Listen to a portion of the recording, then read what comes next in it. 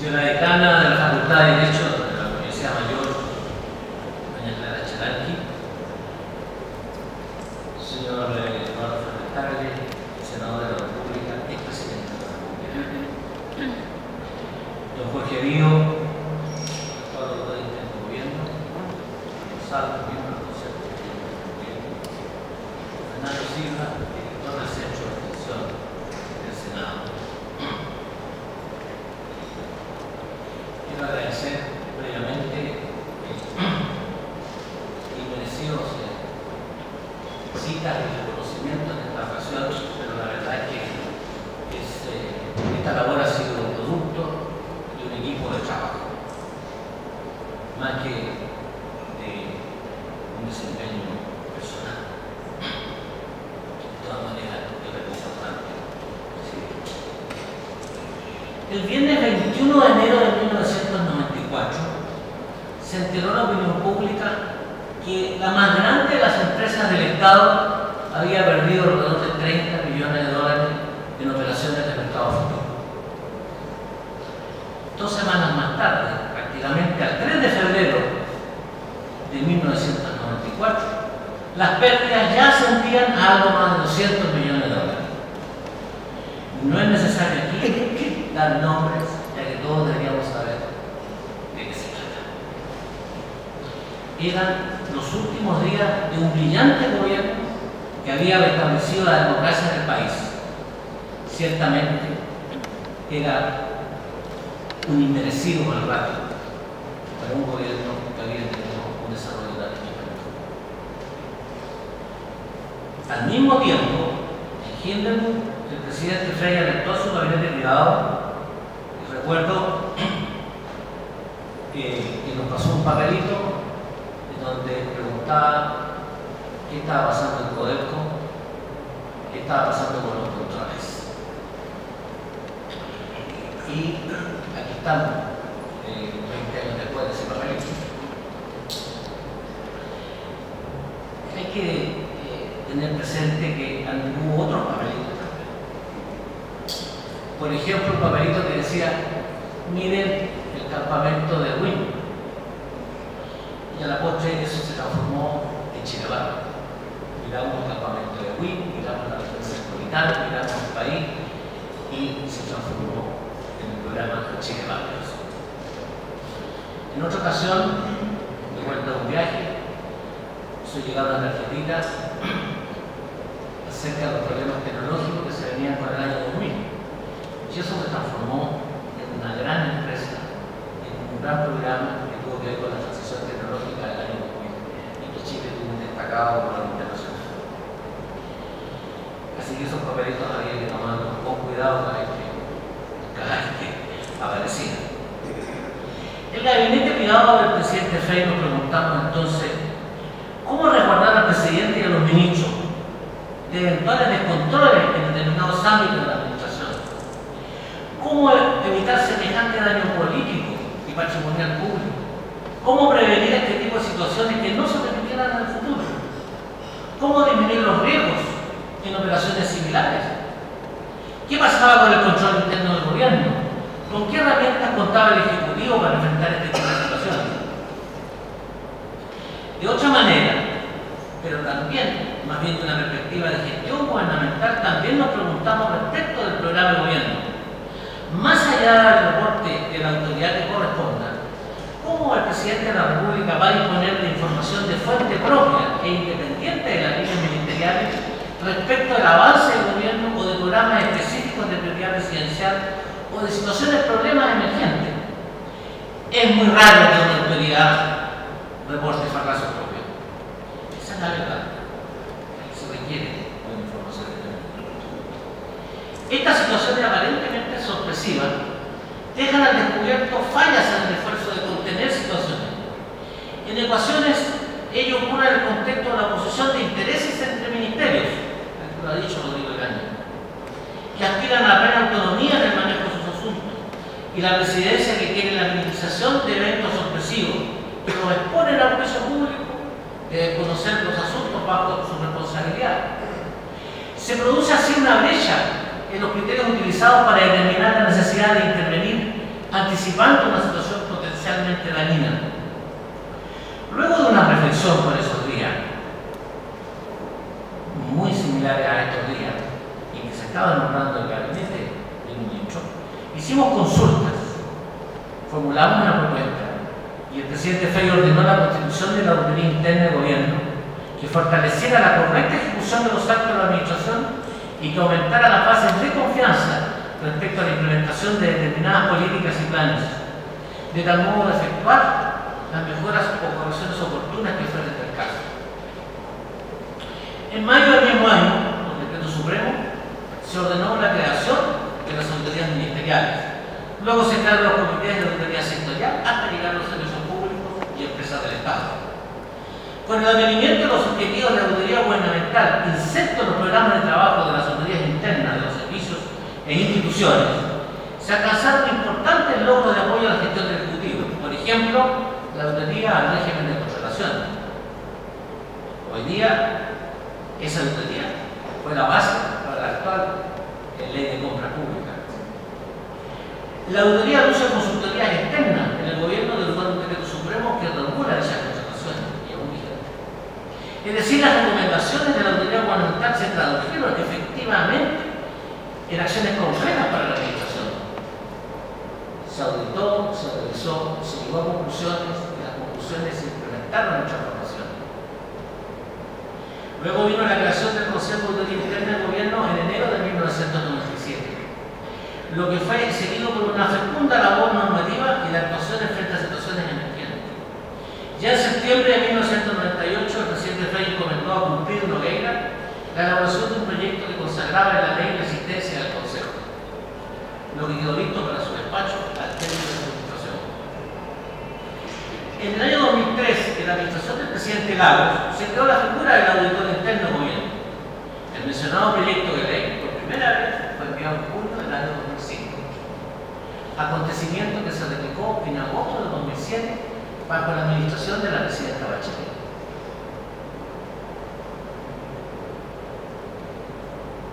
A estas alturas, cabe preguntarse entonces en qué hemos tomado. Siendo la auditoría interna gubernamental una práctica extendida en el mundo desarrollado, ¿por qué en Chile no prospera este proyecto de ley? ¿Por qué la principal herramienta de control interno al servicio del presidente de la República y sus ministros carece de una ley propia que la regule y salvaguarde la labor de los auditores internos? A mi mejor saber, creo que hay que reconocer que muy probablemente no hemos sido capaces de aclarar por qué necesitamos una ley. Tampoco hemos explicitado con claridad las diferencias de roles entre la autoridad interna del gobierno y la Contraloría General de la República. Con franqueza, eso es. Y esto se traduce en diferencias después en el Parlamento, que culminan con el Ejecutivo cediendo y retirando los territorios. Es necesario entonces precisar algunos puntos al respecto. Y aquí me remito a una versión actualizada de una nueva propuesta de mensaje presidencial que hemos elaborado en conjunto con un equipo de colegas, María Celá, Alejandro Llerillo, Alejandro Banco y Telles, que debiera, a modo de propuesta, encabezar un nuevo proyecto de ley para que sea incorporado en la próxima agenda legislativa. Una de las exigencias de la administración moderna, tanto pública como privada, es una gestión eficiente y global. En este sentido es necesario aprobar las regulaciones de los órganos del Estado conducentes a esta finalidad. No obstante, es además necesario en el ámbito de la gestión pública contar con instrumentos y mecanismos de auditoría y control interno permanentes que resguarden el interés y las responsabilidades superiores de la administración, de tal modo que el presidente de la República y sus ministros puedan ser informados veraz y oportunamente respecto de las áreas que presentan deficiencias en su gestión o que requieran acciones que resguarden el funcionamiento probo y transparente del Ejecutivo. El control externo, ejercido esencialmente por el Parlamento y la Contraloría General de la República, provee a la comunidad nacional de opiniones sobre la regularidad y la legalidad de los actos del Ejecutivo, de tal modo que la ciudadanía, basada en fuentes independientes, pueda formarse una opinión confiable respecto a los actos de la administración, el uso de los fondos públicos y particularmente respecto a su actuación administrativa. Sin embargo, desde el punto de vista de la acción del Ejecutivo, no es suficiente el control ejercido del exterior que por su naturaleza tiende a ser posterior a las decisiones y ejecuciones. A las autoridades les interesa disponer de información y mecanismos de control preventivo que le permitan asegurar el cumplimiento de sus objetivos, el acatamiento de la legalidad vigente y el adecuado uso y resguardo de los recursos públicos. Bajo estas circunstancias, el modelo de alto control público en relación al Ejecutivo lo constituye una adecuada complementación entre control externo y control interno, que contribuye al resguardo de la integridad del patrimonio del Estado. Se trata de un sistema de control interno descentralizado y ágil que caracterice por poseer un órgano permanente al más alto nivel, con independencia funcional de amplia cobertura, esencialmente preventivo y coordinador, marcadamente técnico y de asesoría a la alta dirección gubernamental y con una estructura organizacional pequeña y desconcentrada. En síntesis, en toda organización, la autoridad interna está al servicio del administrador y para él deben ser confiables sus opiniones, mientras que los auditores externos están al servicio de los accionistas. Ambos mecanismos deben procurar mantener absoluta independencia en las materias controladas. Estos principios están internacionalmente consagrados en la doctrina Coso, la ley Sarbanes-Oxley, como consecuencia del caso Enron. En el caso del sector público, hay que remitirse a las normas que regulan su funcionamiento, tal como lo promueve el Instituto Internacional de Autoridad Interna o el INTOSAI, al cual forma parte de la Consejería General de la República, que es la Organización Internacional de las Entidades Fiscalizadoras Superiores. Hay que leer detalladamente la Declaración de Lima de octubre de 1997, en donde están muy precisas los alcances, las funciones y los requisitos del órgano de control fiscalizador. De otro lado, es necesario tener presente que la Ley Orgánica Constitucional de Base General de la Administración del Estado, Ley 18.575, consagra el denominado control jerárquico y la consecuente responsabilidad de los que los ejercen. En efecto, el artículo 10 de la Ley de 18.575 establece que las autoridades y jefaturas, dentro del ámbito de su competencia y el nivel que corresponda, ejercerán un control jerárquico permanente del funcionamiento de los organismos y de la actuación del personal de su dependencia, en cuanto a eficiencia, eficacia y el cumplimiento de los fines y objetivos establecidos, como la legalidad y oportunidad de su actuación. Por su parte, el artículo 58 del Estatuto Administrativo prescribe un conjunto de obligaciones especiales de las autoridades y jefaturas relacionadas con este principio. La administración del Estado, para su debido control, así como la búsqueda del aumento de satisfacción de las necesidades públicas, han hecho indispensable el apoyo de la autoridad de órganos o cuerpos proporcionales especializados para proveerla al momento de ejercer el control destinado a verificar su funcionamiento y conducción de la administración pública de la información, instrumentos y medios para apoyar la toma de decisiones de la alta dirección. Esta función la cumplen fundamentalmente las unidades de autoridad. En nuestro país no había un órgano especializado que cumpliera a cabalidad las funciones de coordinar y orientar el proceso administrativo asociado al control interno de la administración. Era indispensable adquirir una experiencia que se compatibilizara con nuestra forma de Estado, sistema de gobierno y control externo. El requisito de una experiencia previa ya ha sido cumplido largamente a partir del mismo año 1994, profundizado por el Decreto Supremo número 12 de enero del 97, que estableció el Consejo de Intergobierno. La actividad desarrollada por el referido Consejo ha demostrado que para ser aún más eficaz es indispensable darle una organización permanente con las características señaladas anteriormente, lo que se puede establecer en virtud de la ley. Los auditores internos requieren una ley y fundamentalmente resguarde, además, el desempeño de su labor. No es posible que se expongan a la pérdida de su fuente laboral porque un determinado informe no fue del gusto de la autoridad. Hay casos, por ejemplo, dramáticos, eso inhibe eso enaniza nuestra actividad, eso corrompe. Es por esto y por otras razones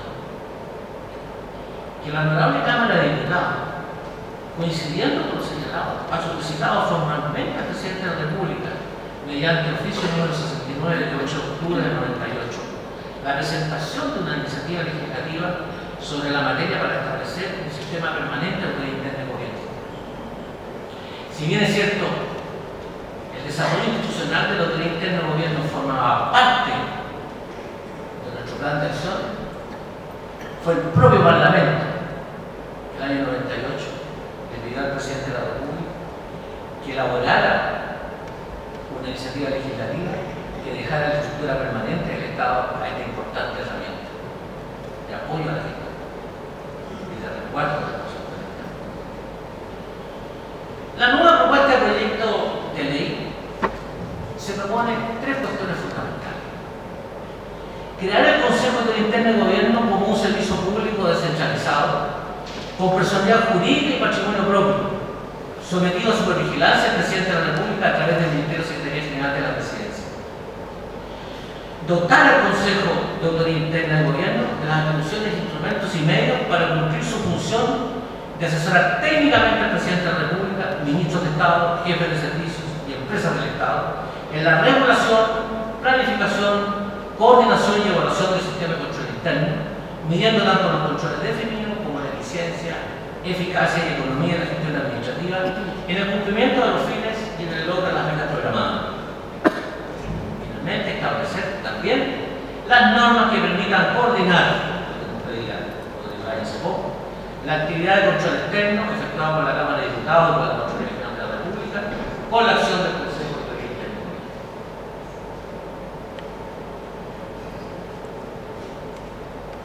Sin embargo, estimados y estimadas colegas, el desafío que la Autoridad Interna de Gobierno se consagre en la estructura permanente del Estado recae fundamentalmente en cada uno de nosotros. En nuestra acción diaria, no se es auditor porque se ostenta un título que lo señale, sino cómo se ejerce día a día la labor de autoridad, la que por cierto correspondería principalmente a profesionales auditores, pero no exclusivamente. Así lo han demostrado profesionales afines tales como administradores públicos, abogados, ingenieros, entre otros, que han hecho grandes contribuciones al Consejo. Estar permanentemente actualizado en el desarrollo de la profesión es un imperativo ético. Estar informado de los aspectos sustantivos respecto a los cuales nos pronunciamos. Estamos conscientes que no es posible controlar el 100% del tiempo al 100% de los funcionarios públicos en el 100% de sus actuaciones. Para ello, los auditores contamos con metodologías que nos permiten disminuir los riesgos. La auditoría no es una herramienta contra el fraude, pero sus programas, sus planes de trabajo deben estar diseñados para que en caso de que exista, seamos capaces de detectarlos oportunamente.